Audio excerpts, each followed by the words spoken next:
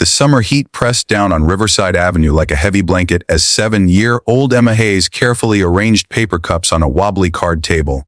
Her small hands trembled slightly as she poured fresh lemonade into a plastic pitcher decorated with hand-drawn sunflowers. Behind her makeshift stand hung a sign written in crayon that read, "Emma's Lemonade, 50 cents, help my daddy see again."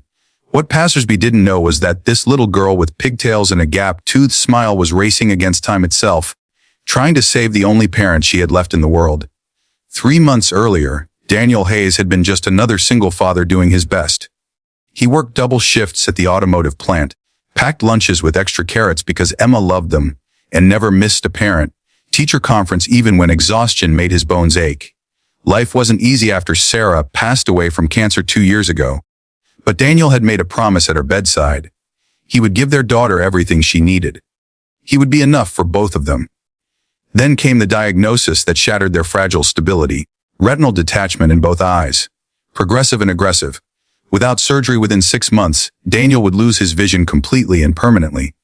The specialist had been matter of fact about it, rattling off medical terms while Daniel sat frozen in the examination chair. The surgery was possible. The surgery was necessary. The surgery cost $87,000, and Daniel's insurance classified it as elective, because there were cheaper procedures that might slow the deterioration even if they couldn't stop it. Daniel hadn't told Emma the full truth. He said his eyes were tired and that he needed special help from doctors. He didn't tell her that the world was already becoming a blur of shapes and shadows. He didn't tell her that he'd started memorizing the layout of their apartment so he could navigate it when the darkness finally came.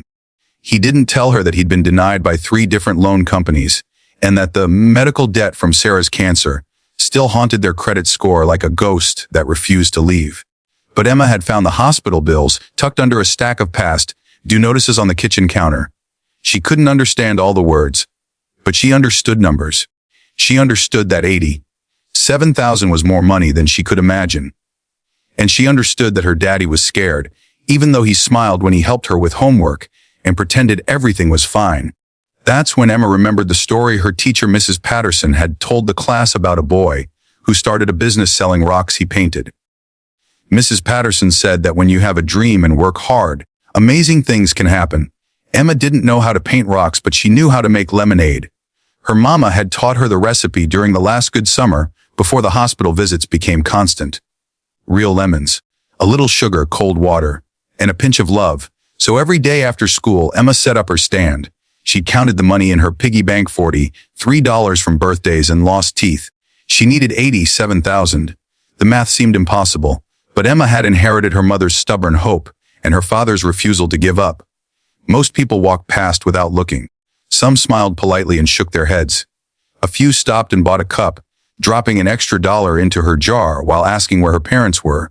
Emma always said her daddy was at work and that she was being responsible. She didn't mention that Mrs. Chen from next door was watching from her window, or that Daniel had no idea his daughter was spending every afternoon trying to perform a miracle with a pitcher of lemonade. By the end of week 2, Emma had made $68. She counted it every night by flashlight under her covers, whispering calculations to herself. At this rate, she'd need to sell lemonade for approximately 26 years. The impossibility of it made her chest feel tight, but she showed up the next day anyway, and the next, and the next. That's when James Wellington drove down Riverside Avenue in a car that probably cost more than most houses on the block. He'd taken a wrong turn leaving a real estate investment meeting, distracted by a phone call about quarterly earnings and market projections. He almost didn't see the little girl with the lemonade stand, but something made him glance over.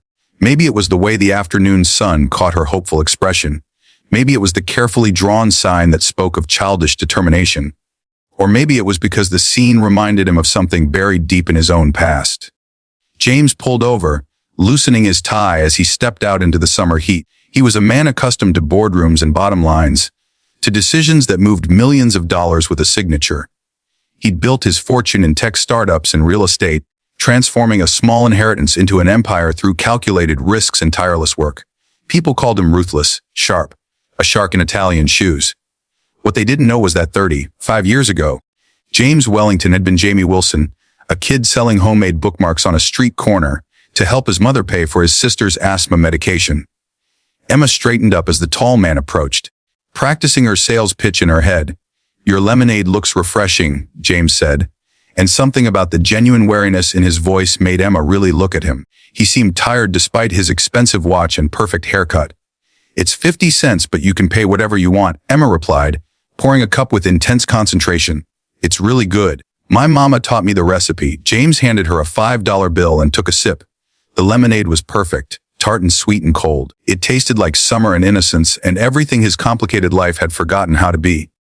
He noticed the sign then, really read it for the first time. "Help my daddy see again." "Tell me about your daddy," James said, surprising himself. He had 17 missed calls and a dinner meeting in an hour, but something kept him rooted to that sidewalk, and Emma told him, not because she expected anything, but because sometimes 7-year-old girls carrying impossible weights need to tell someone the truth. She explained about her mama dying and her daddy working so hard, and the scary doctor words about darkness coming. She showed him the jar with her carefully counted earnings and explained her calculations about needing 26 more years of lemonade sales. She didn't cry. Emma had learned not to cry because crying made Daddy's pretend smile wobble. James Wellington felt something crack open in his chest. He thought about his sister Patricia, healthy now with 3 kids, and a life saved by medications they'd barely afforded. He thought about his mother working 3 jobs and still finding time to encourage his business ideas. He thought about every person who'd dismissed him as just another poor kid with big dreams, and every person who'd given him a chance anyway. "What's your daddy's name?" James asked quietly. "Daniel Hayes. He works at Morrison Automotive. He's the best daddy in the whole world, even though he's scared right now." James made a decision that had nothing to do with profit margins and everything to do with the boy he used to be. He pulled out his phone and made 3 calls right there on the sidewalk. The first was to his personal assistant. The second was to the chief of ophthalmology at Riverside Medical Center. The third was to his accountant with instructions that made even that unflappable professional pause in surprise. Then James knelt down so he was eye level with Emma. Her cup of lemonade sat forgotten in his hand. "Sweetheart, I need you to give me your address. I'm going to help your daddy. All of it. The surgery, the bills, everything." Emma's eyes went wide. "But that's so much money. I only have $68. James smiled, and it was the first real smile he'd worn in months. "You have something more valuable than money. You have love brave enough to set up a lemonade stand against impossible odds. That kind of love changes things." 3 days later, Daniel Hayes sat in a hospital consultation room, trying to understand what was happening. A specialist was explaining that an anonymous donor had covered the full cost of his surgery. Not the cheap version, the best version, with the top surgeon on the East Coast and follow-up care included. Daniel kept asking if there was a mistake, if someone had confused him with another patient, but the paperwork had his name typed clearly across every page. The surgery was scheduled for the following week. The doctor said his prognosis was excellent. Daniel would see his daughter's face clearly again. He'd see the world come back into focus. He'd see sunrises in Emma's artwork on the refrigerator, and the future they'd been afraid had ended. Emma told him about the lemonade stand that evening, worried she'd be in trouble for not asking permission. Daniel pulled her into his lap and held her so tight she squeaked. When he finally found his voice, all he could say was that she was his hero. His brave, beautiful, impossible hero. James Wellington never told them his name. He instructed the hospital to keep his donation anonymous. But he drove past Riverside Avenue the next Saturday and saw that the lemonade stand was still there. This time Emma had a new sign, "Free Lemonade," because miracles are real. A line of neighbors stretched down the sidewalk, and everyone who took a cup dropped money into a jar labeled "For Other Families Who Need Help." James bought a cup even though it was free. He left a business card with his assistant's number and a note that said if the Hayes family ever needed anything else, anything at all, they should call. He drove away before Emma could recognize him, but he watched in his rearview mirror as she waved at every car that passed. Daniel's surgery was successful. 6 weeks later, he returned to work with vision sharp enough to see every detail of the life he'd almost lost. He never found out who saved him, though he tried. What he did discover was a community that had rallied around Emma's lemonade stand, that had been inspired by a little girl's refusal to accept defeat.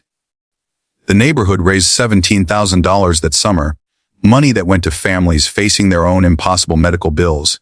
Emma kept making lemonade every Saturday, not to save her daddy anymore, but because she'd learned something important.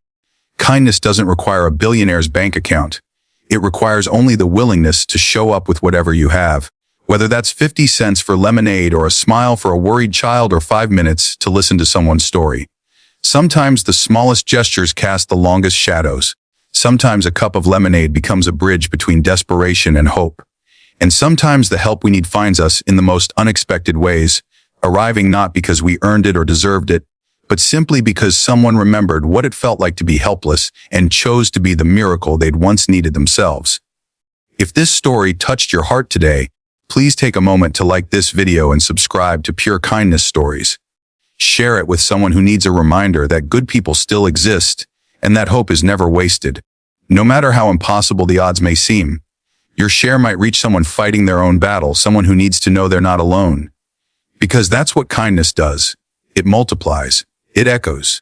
It saves lives in ways we can't always measure, but can always feel. Thank you for being part of this community of hope.